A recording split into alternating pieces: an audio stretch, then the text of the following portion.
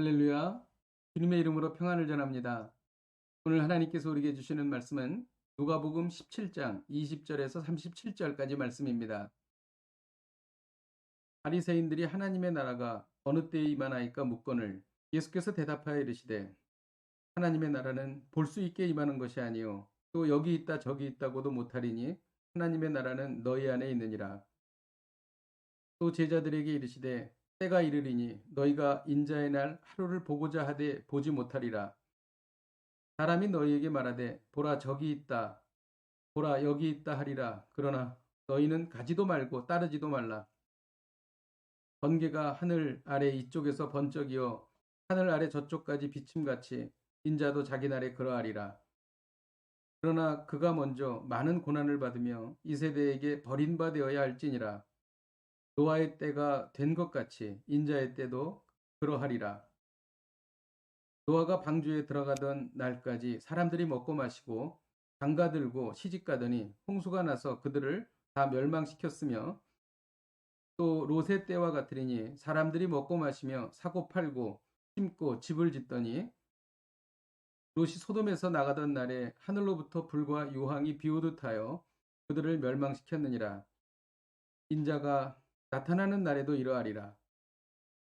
그날에 만일 사람이 지붕 위에 있고 그의 세간이 그 집 안에 있으면 그것을 가지러 내려가지 말 것이요 밭에 있는 자도 그와 같이 뒤로 돌이키지 말 것이니라. 롯의 철을 기억하라. 무릇 자기 목숨을 보존하고자 하는 자는 잃을 것이요 잃는 자는 살리리라. 내가 너에게 이르노니 그 밤에 둘이 한 자리에 누워 있음에 하나는 데려감을 얻고 하나는 버려둠을 당할 것이요 두 여자가 함께 맷돌을 갈고 있음에 하나는 데려감을 얻고 하나는 버려둠을 당할 것이니라. 그들이 대답하여 이르되 주여 어디 오니까? 이르시되 죽음이 있는 곳에는 독수리가 모이느니라 하시니라. 아멘. 오늘 말씀을 통해서 종말과 재림이 어떻게 이루어지는지를 배울 수 있습니다. 예수님이 직접 하신 말씀입니다. 코로나 바이러스의 창궐은 온 세계에 충격을 주었습니다. 기후변화, 곳곳에서 일어나는 기근과 지진은 사람들을 두려움에 빠지게 하고 있습니다. 러시아의 우크라이나 침공은 세계를 경악해 하였습니다. 예수님은 세상의 마지막이 언제인지 알 수 없지만 그때의 시기가 가까이 온 것은 알 수 있다고 말씀하셨습니다. 실로 우리가 사는 지금은 종말과 심판의 때입니다. 성경은 예수님이 재림하시며 심판이 반드시 임할 것이라고 말하고 있습니다. 바리새인들은 하나님의 나라가 언제 임하는지를 예수님께 물었습니다. 예수님께서는 하나님의 나라는 자기 마음 안에 임한다고 말씀하셨습니다. 그리고 예수님은 예수님의 재림에 대해 말씀해 주셨습니다. 22절에 보면 너희가 인자의 날 하루를 보고자 하되 보지 못하리라고 말씀하시는데 여기에서 말하는 인자의 날은 예수님의 재림을 말합니다.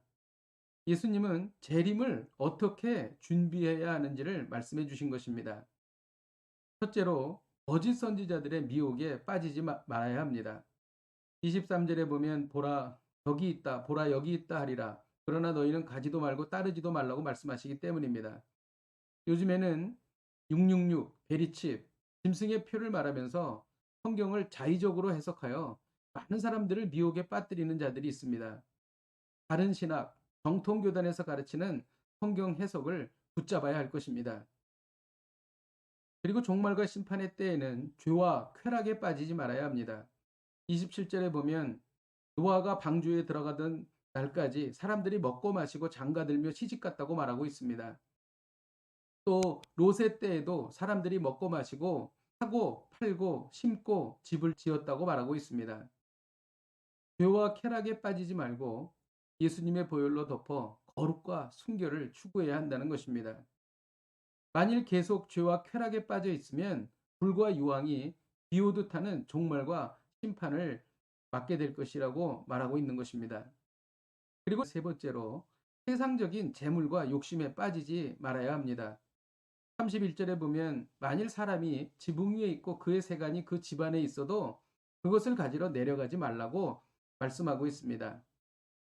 집안에 있는 세간은 세상적인 눈에 보이는 재물과 재화를 뜻하는 것입니다. 만일 물질적인 욕망에만 계속 사로잡혀 있다면 롯의 초와 같이 소금 기둥이 될 것이라고 말하고 있습니다. 그러면 어떻게 해야 할까요?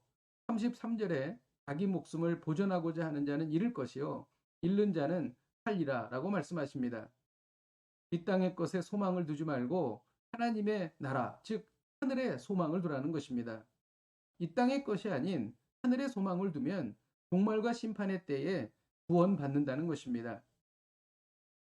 34절에 보면 그 밤에 둘이 한자리에 누워있으되 하나는 데려감을 얻고 하나는 버려둠을 당한다는 것입니다. 데려감을 얻는 것, 이것이 바로 구원받는 것을 말하는 것입니다. 그러나 이 땅의 것을 계속 집착하면 버림받는다는 것입니다. 지금 바로 종말과 심판을 철저하게 준비하라는 것입니다. 제자들이 주여 어디서 이런 종말과 심판이 일어납니까? 라고 물었습니다. 예수님께서는 주검이 있는 곳에는 독수리가 모인다고 말씀하셨습니다. 이것은 이스라엘 속담입니다. 여기서 주검은 죄인을 말합니다. 죄인은 온 땅에 퍼져 있습니다. 그러므로 종말과 심판은 온 세계에 순식간에 한꺼번에 그 모든 사람이 알도록 임한다는 것입니다. 예수님의 재림이 바로 이렇게 임하는 것입니다. 기도하겠습니다. 하나님 아버지, 이 땅의 것에 집착하지 않고 하늘의 소망을 두며 종말과 심판을 지혜롭게 준비하게 하여 주시옵소서. 예수님의 이름으로 기도하였습니다. 아멘. 할렐루야. 오늘도 이 말씀 붙잡고 승리하십시오.